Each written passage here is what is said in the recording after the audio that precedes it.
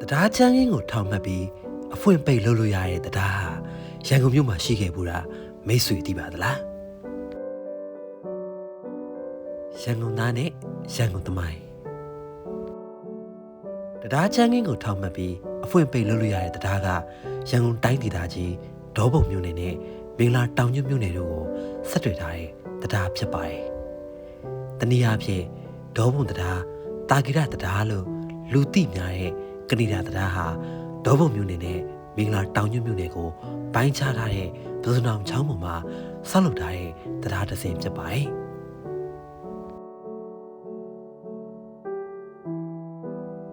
1968ခုနှစ်ဖေဖော်ဝါရီလ10ရက်နေ့မှာကိုလံဘိုစီမံကိန်းအနေနဲ့ဆောက်လုပ်ခဲ့တဲ့တရားဖြစ်ပြီးတော့ထူးခြားချက်ကတော့ဒုစနောင်ချောင်းတွေကနေတင်မောတွေဖြတ်တန်းသွားနိုင်မှုအတွက်အလဲချမ်းကင်းကိုအပေါ်ထောင်မှတ်ပြီးဖွင့်နိုင်ပိတ်နိုင်တဲ့တရားဖြစ်ခဲ့တာဖြစ်ပါတယ်။အခုလက်ရှိနေတဲ့တရားရဲ့အလဲစက္ကန့်လိုနေရအဆောက်အဦမှာတာဂိရတရားကိုလံဘိုစီမံကိန်းအရာကနေဒါအစိုးရအကူအညီဖြင့်ပြည်သူ့လုပ်ငန်းကော်ပိုရေးရှင်းမှာတိဆောက်တည်1966ဆိုပြီးတော့မှတ်တမ်းရေးထိုးခဲ့တာအချိန်ကာလတစ်ခုအထိတွေ့မြင်ခဲ့မှုကြမှာပါ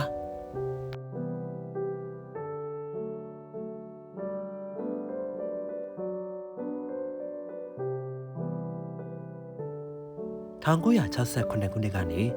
စတင်လို့ဖွင့်လှစ်ခဲ့တဲ့တာဂိရတရားကနေဒါတရားကနှစ်ပေါင်းများစွာကြာမြင့်လာခဲ့တဲ့နောက်ပိုင်းမှာတော့တရားကိုအဖွင့်ပိတ်လုပ်နိုင်တဲ့တရားချမ်းငင်းထိန်နဲ့သက်ဆိုင်တဲ့အစိပ်ပိုင်းတွေချိုးယွင်းခဲ့တာကြောင့်နောက်ပိုင်းမှာတော့တရားတစ်ကိုထပ်မံတိဆောက်ခဲ့ရလို့သိရပါတယ်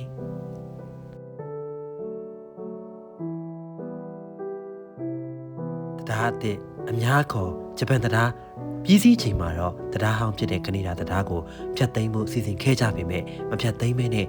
စပိန်နဲ့လူတွေဖျက်ဆီးလို့အနားယူအပန်းဖြေနိုင်တဲ့မြန်မာပထမအဆုံးအပန်းဖြေတရားအနေနဲ့2022ခုနှစ်ဇန်နဝါရီလ4ရက်နေ့မှာမွမ်းမံပြင်ဆင်ပြုပြင်ခဲ့တယ်လို့သိရပါတယ်ခင်ဗျာ